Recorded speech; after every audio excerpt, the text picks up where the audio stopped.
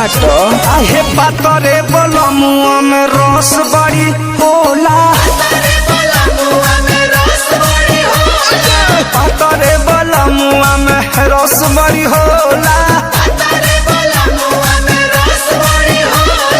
हाँ तो घोर के पियो।